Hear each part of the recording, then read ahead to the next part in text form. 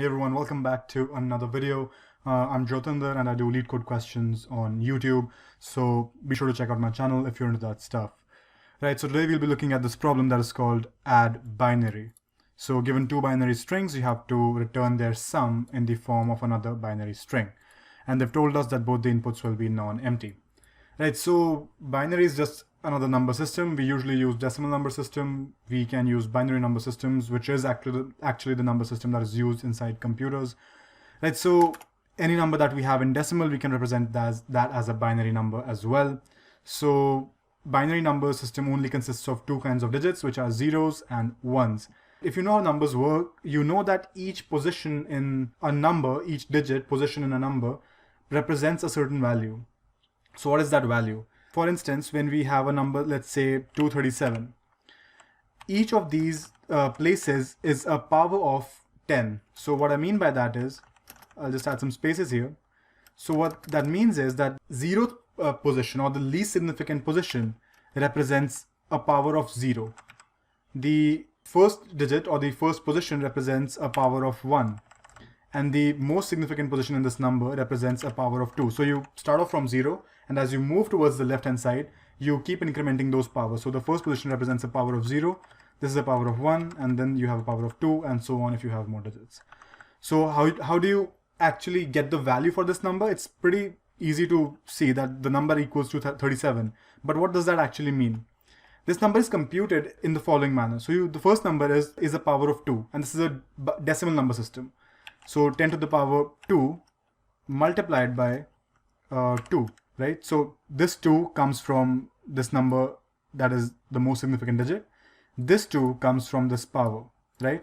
So this is the first number that we have, right? So let's just put that in the bracket. Plus we get this 3.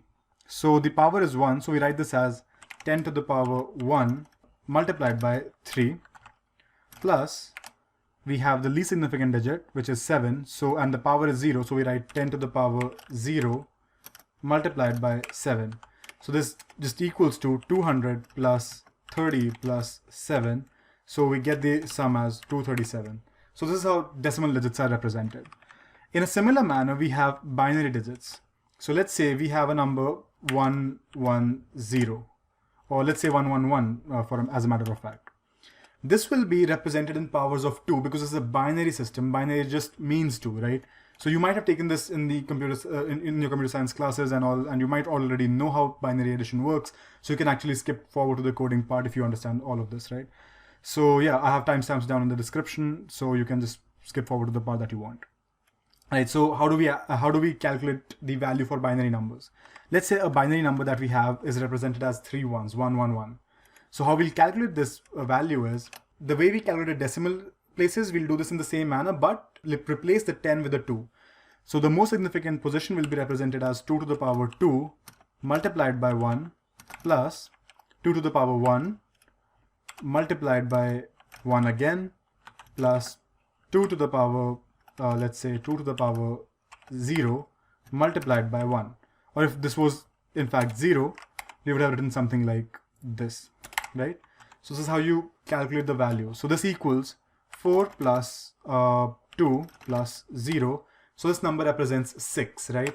So in decimal form, this number will represent 6 in your usual number system. So how you write 6 in binary? You just write 110, right? So this is how binary system works. So let's see an example here. The first example that they've given us is 1 plus 1. So 1 represents 3 and 1 represents 1. So 3 plus 1 equals 4. So how do you represent 4 in binary form?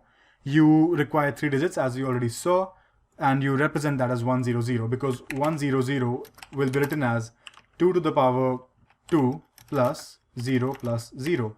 So that equals 4, right? So this is how you work with binary numbers. And as you might have noticed, we start work the way we did in elementary school, like the elementary school mathematics. If you just go back to that time, you always start off with adding these numbers from their least significant position. So if you have 1 1 and you want to add a 1 to it, you add the least significant digits first, right? So you add these 2 digits first.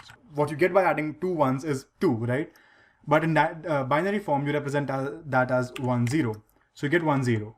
you retain the least significant digit, but you take the rest of the number as a carry. So you remove the carry and you write that as a carry to the next digit, right? To the most significant digit in this example. And when you add them up, you get another 2. You represent 2 as 1, 0. So again, that's what you do. You just write 1, 0 here, and this is your result. So how will we work this out in code? Right, so how we'll start off is we'll just initialize a string and we'll call that res. We'll define 2 pointers that will define which element we are looking at or which digit we are looking at in each of these numbers. And we'll start off at the rightmost position, at the least significant digit, as I just explained. So we'll start with int I equal to a.size -1 and j equal to b.size -1. We'll also keep a variable for the sum and the carry. So we'll say int sum and carry will be initialized to 0, right? So now we'll start off with the while loop and we'll start adding these numbers from each of these indices. So we'll say while I is greater than 0, greater than equal to 0, or j is greater than equal to 0. We use an or here because we want to traverse till both of these numbers are finished traversing, right? Because we want to keep going until each of these numbers is not finished adding, right? We don't want to stop midway when one of them stops. So the first thing that we do is initialize the sum as the carry. So we'll just write sum equal to carry because we're starting off adding a new digit. So we initialize that with carry. So if the carry was 1, the sum is initialized at 1. If the carry was 0, the sum is initialized at 0, right? Now we'll start adding these digits one by one. So if I is greater than equal to 0, which means that if string A is not yet traversed completely, what we'll do is we'll just do sum plus equals to A of I minus 0, right? We do this minus 0 to convert the character value because these are characters. To convert a character into an integer, into the corresponding integer, you simply subtract 0 from it. So we just do that here. So this will simply mean, so if this was a 1 in character form, subtracting a 0 in character form from it will simply make it equal to the actual integer 1, right? So that's just a small trick that we use, right? So once you've done that, you'll do the same thing for j as well, or for the string b as well. So if j is greater than equal to 0, that means if string b is still left to be traversed, what you'll just do is you'll just add that to the sum, that digit to the sum. So you'll just do b of j minus 0 again. So this is again the integer value of that corresponding digit that we are traversing. So once you've done that, all you need to do is append this sum that you got to the result. Now, how do you do that? You don't directly add the sum there because it's all fine when you have the sum as 1 or if you have the sum as 0. You can directly append that. But if the sum is 2, because let's say you added the numbers 1 plus 1, the sum will be 2. But in binary form, this is represented as 1, 0. So the sum or the number at the current position will be 0, right? What we want at the current position in the result is a 0.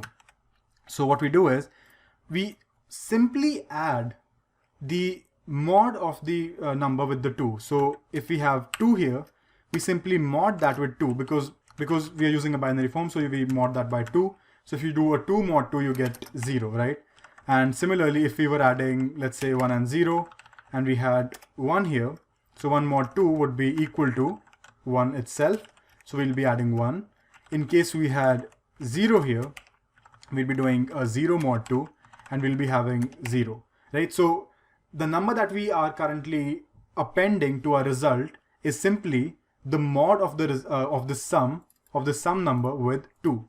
So what we'll do is we'll write res plus equal to toString because we need to convert it into a string first. So we'll do sum mod 2, right? Now we have to initialize the carry as well. So we write carry equal to, and the carry will be equal to the sum divided by 2. And why is that so? Because let's say, let's just remove this example completely. If we had 1 plus 1, we got 2, right, in decimal form. So 2 is represented as 1, 0 in binary. So the carry should be 1.